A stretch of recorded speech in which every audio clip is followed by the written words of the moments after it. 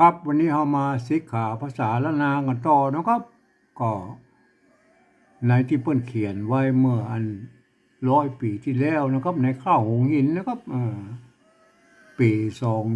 2468นะครับปี2468นะครับแมวมันยุ่ง โทษทีในข้าวหงหินนะครับเห็นไหมข้าวหงหินนี่เพิ่นมีมาตั้งแต่โบราณมาแล้วนะครับ300-400 ปีนะเป็น เพิ่นเล่ากันในวัดในวานะครับกว่าจะมาเป็นข้าวชาวบ้านได้เนี่ยก็อย่างว่าเมื่อมันเกิดปั๊บสาเมื่อมาประมาณ250 ปีที่แล้วนะครับเมื่อมีปั๊บสาขึ้นมาใจเรียบร้อยแล้วก็เพิ่นก็คัดลอกมาจากใบลานมาลงปั๊บสานะครับ ครับอ่าเก้าเงาเพิ่นก็เจ้าหลวงลำปางเพิ่นก็เอาคัดลอกมาลงปรับสาโดยพญาโลมาวิสัยนะครับชำระนะครับคัดลอกลงมานะครับเห็นไหมมัน พวกมันกินบ้องวิทย์ขายบ้องอย่างบ้องก็เอาประจำนั้นแล้วก็มาแบบเจ้าหลวงลำปางพวกก็ยังบอกเปิงใจเท่าไรนะก็เห็นไหมพวกก็ต่อมาพวกก็หนานภูมินมาทำงานอยู่ในคุ้มมันพวกก็เอาหนานภูมินชำระต่อนะครับนานผมเมนพวกชำระมาเรียบร้อยแล้วตกลงสอบใจนะครับสอบใจเจ้าหลวงลำปางมันสอบใจพวกก็ตั้งชื่อใหม่นานผมมินนะบอกว่าเป็นพญาพรหมไม่หรอ ชื่อพญาพรหมนะครับอันนั้นเป็นฉบับของลำปางนะครับ ที่ผมเคยอ่านมานะเปิ้นได้คุณณัฐนนท์เชียงรายวันนะเปิ้นเอาเปิ้นได้มาจากเกาะคาพี่น้องเพิ่นอยู่เกาะคาพุ่นนะครับเพิ่นเก็บไว้รักษาไว้ที่เกาะคาพุ่นนะครับเห็นไหมคุณณัฐนนท์พวกคัดลอกส่งมือผมนะครับเห็นไหมแล้วก็มีฉบับของเชียงใหม่แถมนะครับฉบับของเชียงใหม่นะเจ้าสุริยะวงศ์เป็นคนชำระมานะครับมาประมาณ200 ปีที่แล้วเห็นไหมมันก็ไม่ใช่ว่าเจ้าสุริวงศ์เป็นคนแต่งไม่ใช่แล้วครับมันไปข้าวหงหินนี่มันเปิ้นเล่ากันในวัดในวาเมื่อ300-400 ปีมาแล้วนะครับแม่สมัยนั้นมาเปิ้นถือว่ากัมมันน้อยเนี่ยเป็นพระโพธิสัตว์มาเกิดใช่ไหมพวกก็เลยวัดเล่าแต่วัดตะวานะครับแม่เจ้าสุริวงศ์พวกชำระออกมานะแถมฉบับนึงนะครับแม่ก็เป็นฉบับของลำปางและของเชียงใหม่นะครับแม่ของลำปางนั่นมันมีอยู่19 บทนะครับของเชียงใหม่มีอยู่18 บทนะ ก็มันก็ต่างกันหน่อยนะครับบทที่1ถึงบท18ของลำปางและเชียงใหม่มันเหมือนกันนะครับเหมือนกันคล้ายๆกันนะมันจะผิดกันนิดๆหน่อยๆนะแต่เพียงก็ถือว่าเหมือนกันละคล้ายๆกันนะเป็นส่วนใหญ่นะครับแต่ของลำปางมันมี19 บทนะครับแต่ฉบับมันที่ผมจะเอามาอ่านวันนี้มันเป็นแถมฉบับนึงนะครับเปิ้นคัดลอกมาเพิ่นก็เอาจากวัดวาที่ไหนบู๊เพิ่นคัดลอกมาเมื่อ100 ปีที่แล้วนะครับเห็นไหมเมื่อ100 ปีเนี่ย2468 100 ปีนะครับมันพอดีเลยเปิ้นคัดลอกมาก็อย่างว่ามันก็ส่วนใหญ่ก็มันก็บ่แตกต่างไปจากของลำปางเชียงใหม่มากนักนะครับมันก็จะผิดกันไปนิดๆหน่อยๆแล้วก็ก็อย่างว่ามันก็อย่างว่ามันเล่ากันได้ว่าได้ว่ามันที่มันบ่เหมือนกันมันก็ผิดไปแล้วก็มันจำมันจำเรียกว่าจำเราสมัยก่อนเห็นไหมก็มันเป็นภาษาที่กึ่งกลางเก่ากลางใหม่สักหน่อยนะครับก็คือเป็นภาษาที่เพิ่นเขียนมาเนี่ยภาษาปูนะครับมันกึ่งกลางเก่ากลางใหม่กลางเก่าเนี่ยเก่าแท้ๆเนี่ยมันปูนะครับ400-500 ปีพุ่นอะไรมาเมื่อมันมีครั้งแรกของตัวหนังสือเพราะละนาที่มาเป็นภาษาชาวบ้านนะครับมาอยู่ในแต่แป๊บยาน่ะ แต่แป๊บตำหายาน่ะไม่มันรุ่นนั้นมันบ่มีไม่เยาะไม่ขอจ้างก็คือไม่เอกไม่โทนะครับอ่านไปตามนั้นแล้วก็แบบภาษาอังกฤษนั่นแหละเอาเสียงไหนก็ว่าไป มันจะมีไม่เยาะไม่ขอจ้างมารุ่นประมาณ150 ปีลงมานะครับรุ่นประมาณนั้น ฝรั่งมังค่าที่เพิ่นมากาไม้อยู่ที่ภาคเหนือเนี่ยเพิ่นตั้งบริษัทบอร์เนียวเพิ่นมีบริษัทบอร์เนียวกาไม้นะครับเห็นไหมอันที่ผมรู้จักบริษัทบอร์เนียวเนี่ยเพราะอย่างเพราะปู่ผมเป็นอันทำงานอยู่ในบริษัทบอร์เนียวปู่นะครับเห็นไหมปู่ผมผมก็เลยรู้จักบริษัทบอร์เนียวนะครับเพิ่นกาไม้นะครับเห็นไหมก็สมัยนั้นพวกก็มีมิตรชนรีเข้ามาด้วยนะพวกก็ตั้งโฮมพิมพ์มาให้มา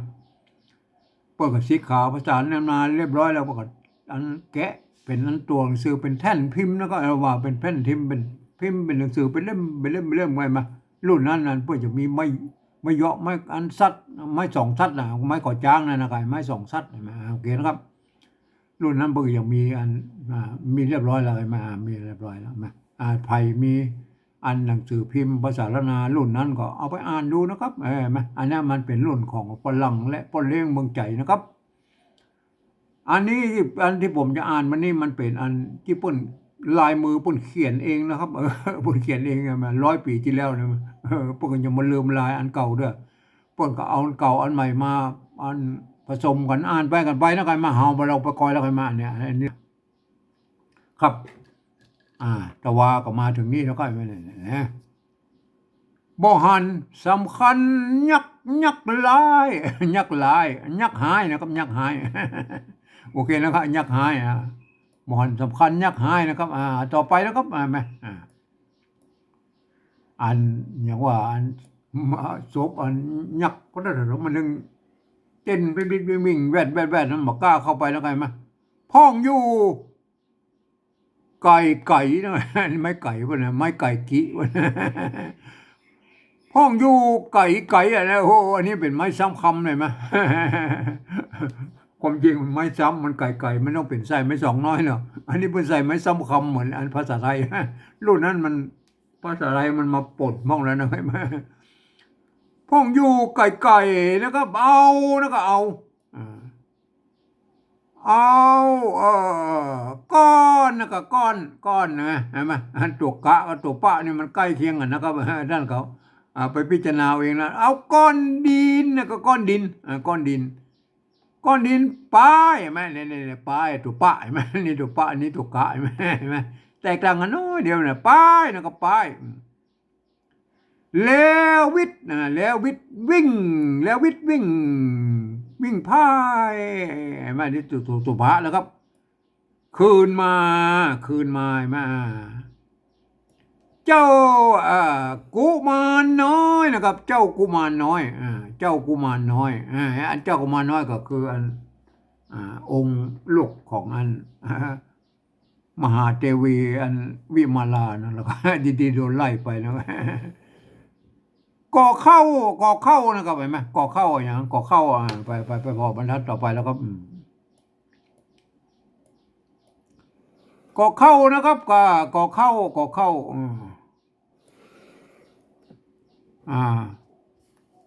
าไปหาเนี่ยอันนี้มีตัวอันเพิ่นเอามาซ้อนกันละเห็นไหมเนี่ยมารุ่นนั้นเห็นไหมก็เข้าไปหานะครับอันยักษ์นะครับยักษ์ยักษ์มันจะยักยกครับยกไม่กงนะครับไม่กงยกเอาปาตาก็คือบาทานะบาทานะเห็นไหมปาตานะครับเหยียบศพยักษ์เท่านะครับเห็นไหมโอเคแล้วครับต่อไปนะครับแล้วปลาเอาผุงนะปลาผุงหมู่6องค์เจ้าปลาคือหมู่6องค์เจ้าลงมาคือเข้ามา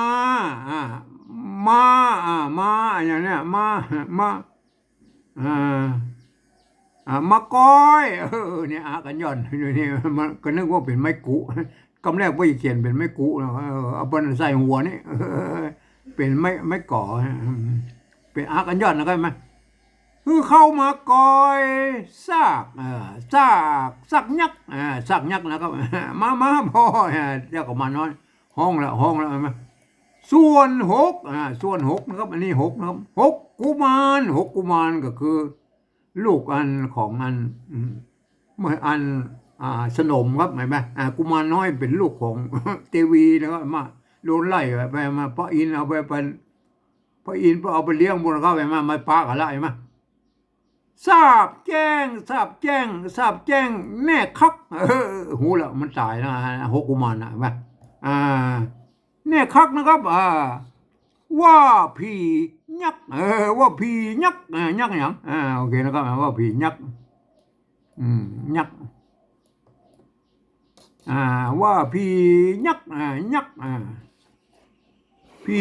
ยักษ์ยักษ์ยักษ์เท่าตายวายเอาสามง่ามกำไม่อาวุธมันมีหลายนะครับหกองค์ใจนะแต่ละคนแ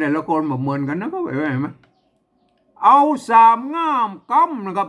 สามง่ามกำเอาสามง่ามแต่งกำไว้ขี้ข้างกำที่ขี้ข้างนะครับผีตายนะครับจำขี้ข้างผีตายนะไงมาแล้วอันนี้ตัวว่าไม่กี้อันตรงอันนั้นมีอันไม่กังมนอยู่นี่เห็นไหมความจริงไม่มันต้องใส่ไม่กังมนนี่ก็ได้นะก็คือวิ่งนะครับเห็นไหมอันไม่กังมนนี่มันแทนอันตัวดงลุ่มนี่เราไงมาก็คือว่าตอนแรกเพิ่มไปใส่ตัวก็ว่าได้มันใส่เห็นไหมมาใส่ตัวนี่ก็วิ่งเนี่ยนะครับพอใส่ตัวมันก็อันวิ่งเหมือนกันได้ไหมแล้ววิ่งเป็นลายนะก็วิ่งเป็นลายวิ่งเป็นลายวิ่งเป็นลายแล้ววิ่งเป็นลายเจิงนะครับเจิงผายดาบก็มันเหมือนกันฟ้อนดาบนะมันไม่ต้องบอกว่าฟ้อนดาบก็นะเจิงฟ้อนเจิงน่ะพ่องแล้วก็อันนี้ตัวนี้ปนใจปะละหงเลยมาพ่องอ่านว่าพ่องอยู่ดีเห็นไหมปะละหงอ่านเป็นตัวอ่านตัวพอนะครับตัวพ่องแล้วก็พ่องปะนะครับปะสะหารปะสหารปะสหารก็แปลว่าขี้ตูเปิบเอาอ้างว่านะอันนั้นพ่องปะสหารนะครับว่ากูจะฆ่านี่กูฆ่ามันเนี่ยปะสหารนะเปิบขี้โป้ขี้ตูว่ากูฆ่าเอาปืนกูมาเอาปืนกูมาลูกน้องนะครับลูกน้องเห็นไหมลูกน้องสั่งลูกน้องเอาปืนมาปืนนั้นเอาแล้วก็เอาอย่างโอเคนะครับเอา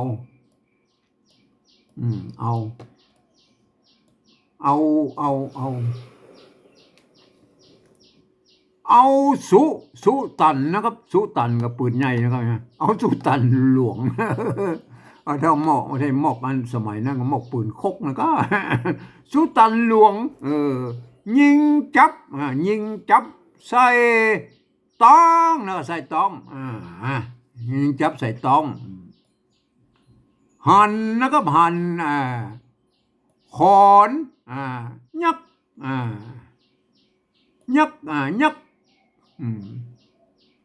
อันตุกกะกิ่งขอนยักกิ่งกับปันนะครับกับปันอันนี้ตุกกะอันนี้ตุกปะมันมาใกล้เคียงกันนะครับกับปันกับปันมาเคยแล้วต่อไปอันนี้ตัวฟังนะก็ฟังฟังฟังเอิญฟังฟังเอิญฟังแล้วก็ฟังเอิญฟังเอิญไม่ใช่ฟังเอิญฟังเอิญเรียกร้องเรียกร้องเห็นไหมเรียกร้องมันไทยมั้ยเอาเมืองแล้วก็เรียกห้องนะฟังเอิญเรียกห้องนะเอาเป็นเมืองหน่อยเป็นเมืองหน่อยหาจุ่มหาจุ่มเดียวนะก็เดียวอันนี้เดียวตัวว่าสะกดอยู่บนมันเดียวกันนะก็เดียวกันพยาได้ฟันนะก็ได้ฟันกำลังเลือดขึ้นเห็นไหม พ่องก่อแล้วก็พ่องก่อใช่ไหมอันคำว่าก่อนะบทเขียนเป็นก่ออย่างนี้นะก็ตัวกะไม่กังมนเนี่ยนะบทเขียนก่อนะก็แต่เวลาอ่านในข่าวในอย่างเรียบร้อยแล้วเป็นข่าวกะลงหรืออย่างเรื่องบทอ่านเป็นก่อนะก็ก่อนี่เป็นสำเนียงของไต้หวันนะครับพ่องก็กลัวตายนะครับพ่องก็กลัวตายอันนกกลัวตายแล้วก็นกนะครับนกอย่างโอเคแล้วครับ นกนะครับนกโอ้อมเลี้ยวโทษที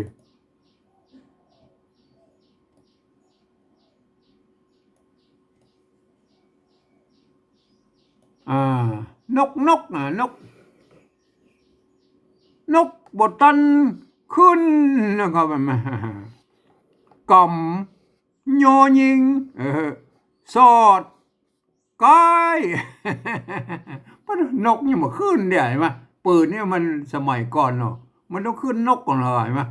มันไม่ใช่เหมือนอัตโนมัติเหมือนประเดี๋ยวนะปืนมันต้องขึ้นนกอะปืนมาแท็บปืนอะไรอย่างมันอะเห็นไหมขึ้นนกเรียบร้อยแล้วเอามือไป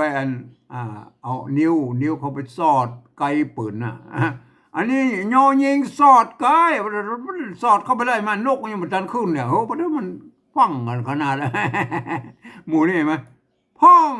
อย่างโลนพ่องล่นอันนี้ไม่เกาะปุ่นไม่เกาะปุ่นเอาไม่ก่อกับไม่โก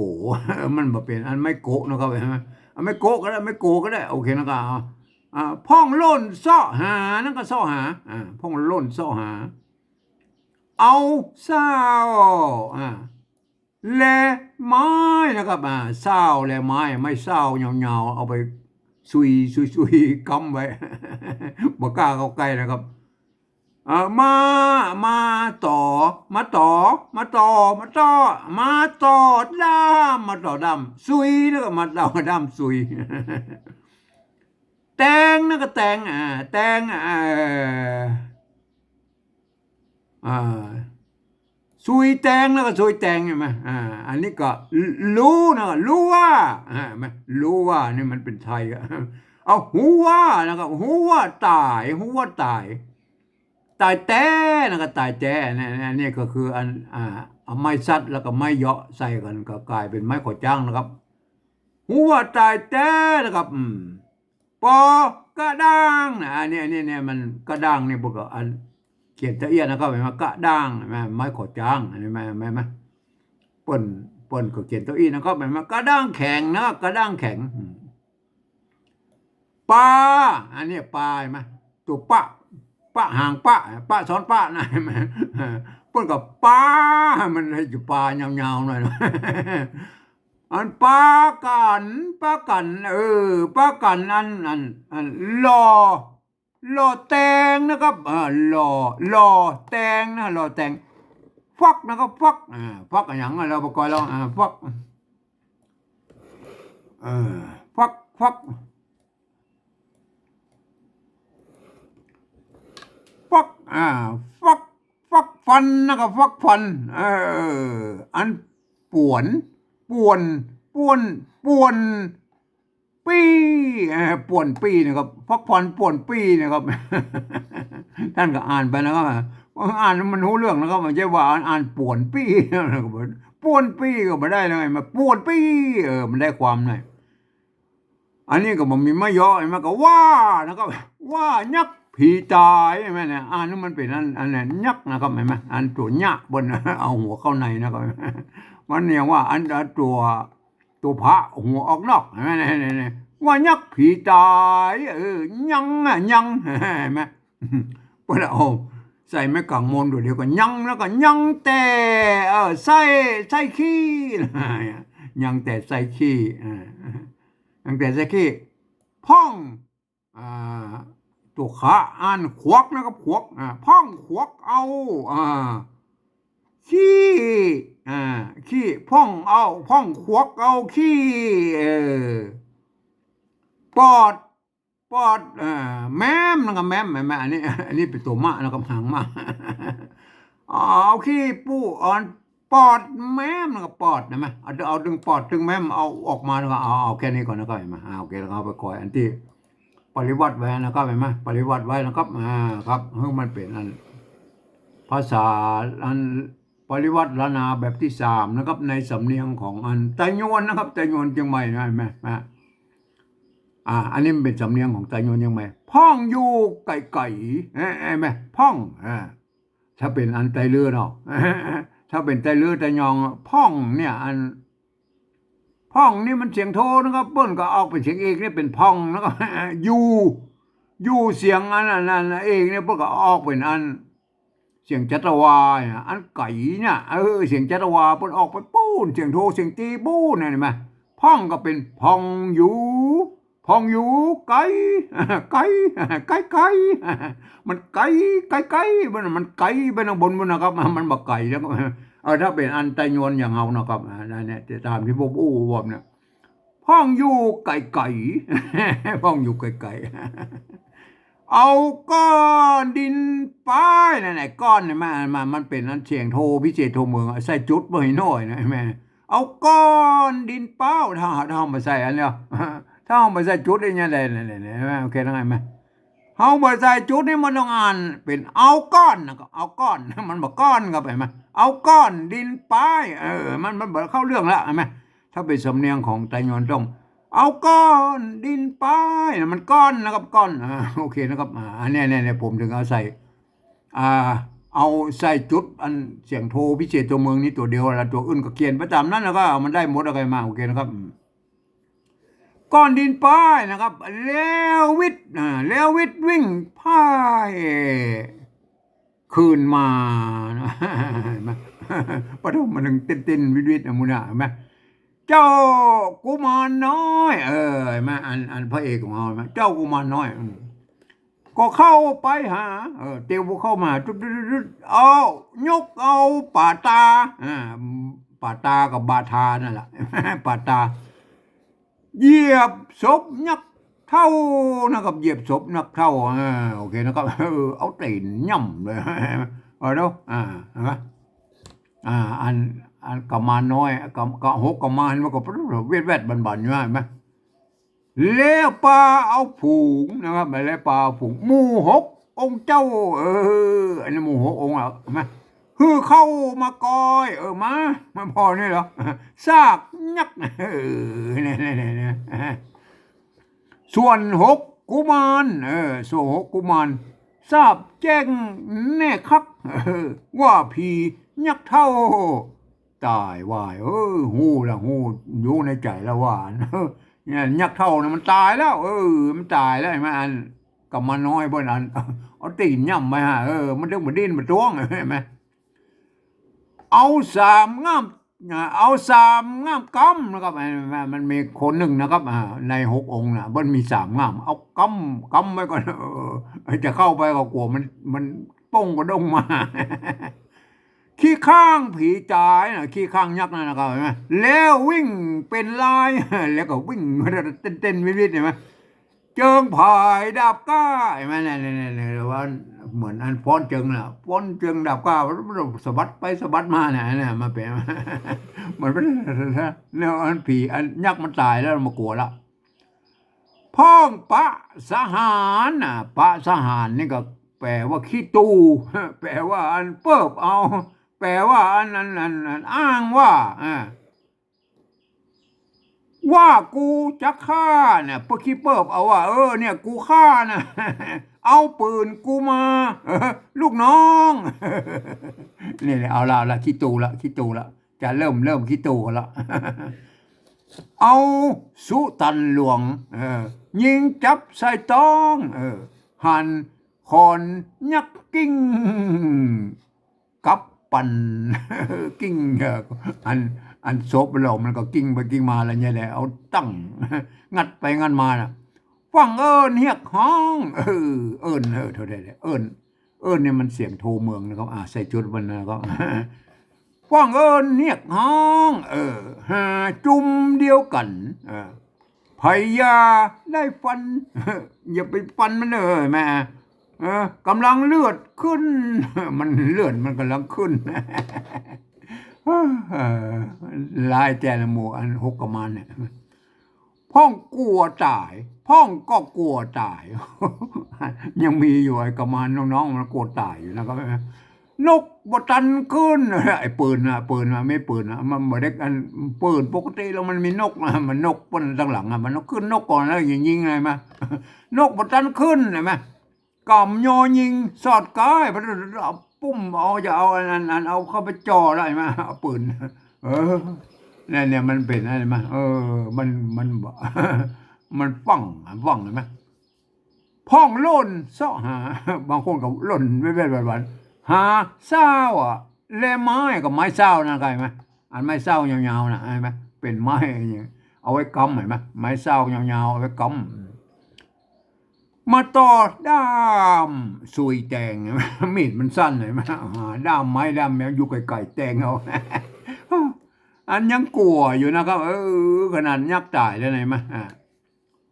หัวตายแต่ปอกระด้างแข็ง เขาไม่รู้หัวปอกระด้างแข็งนะปอกันรอแต่งแล้วเราใส่กันปุ๊บว่าถึง6 องค์ละมาฟักฟันป่วนปี้ ป่วนปี้ใช่ไหมนักแกพวกนั้น6ประมาณเนี่ยว่ายักษ์ผีตายยังจะใส่ขี้พ่องควักเอาดีพ่องบางคนก็ควักเอาดีออกมาปูปอดแม่เอาเครื่องในมันออกมา โอเคแล้วกันมาวันนี้ก็อย่างว่ามันก็มาเป็น4 บทย่อยแล้วก็4 บทย่อยๆแล้วเห็นไหมก็มันยังว่ามันจะยาวไปแล้วก็เอาแค่นี้ก่อนนะครับบรรพุกเรามาอู้ก่อนได้ไหมนะครับ